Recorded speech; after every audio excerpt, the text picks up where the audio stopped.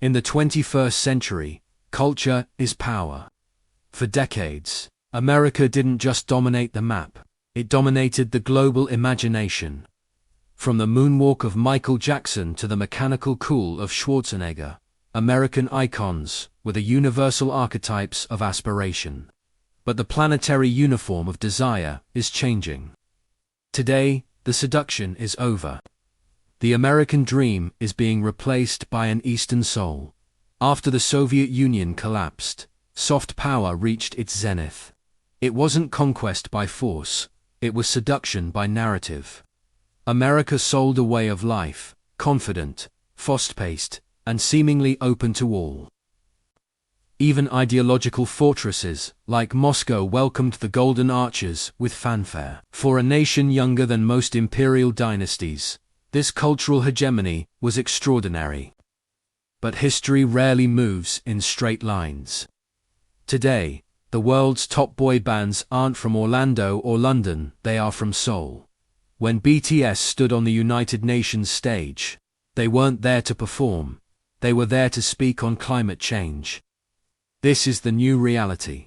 While 36,000 McDonald's operate worldwide, the US alone now hosts over 45,000 Chinese restaurants. Yoga mats outnumber gym memberships. Eastern practices, once dismissed as exotic, are now the pillars of Western wellness. Why is American soft power receding? Part of the problem lies within. The United States is a society at war with itself, speaking different moral languages. On one side, a woke discourse that bewilders traditional societies. On the other, a nationalism that isolates.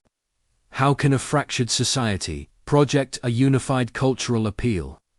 Modern American symbols are no longer aspirational, they are traumatic. The world now associates the stars and stripes, not with liberty, but with George Floyd, Charlottesville, and the opioid epidemic. These aren't footnotes in the American story anymore. They've become the headlines.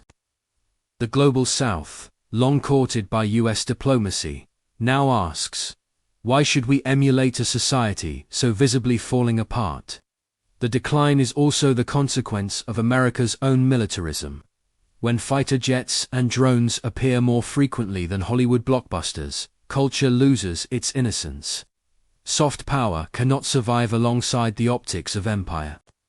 Over decades, the emphasis shifted from sharing stories to enforcing sanctions, from exporting jazz to exporting missiles. Now, America scrambles for new icons. Taylor Swift is held up as a potential savior, polished, beloved, and unmistakably American. But can one artist offset systemic erosion? Can she restore trust when the world sees American foreign policy as reckless and self-serving? True soft power isn't projected, it's earned. And it begins not with grandstanding, but with listening. Until US leadership understands that selling movies and music is more enduring than selling F-16s, the decline will continue. No amount of star power can mask the hollowness of a worldview that confuses dominance with influence. I'm Donica Diquella. Thank you for watching. If you want to dive deeper into the forces shaping our world, join my journey by liking this video and subscribing to Silk and Steel. Let's explore the chessboard together.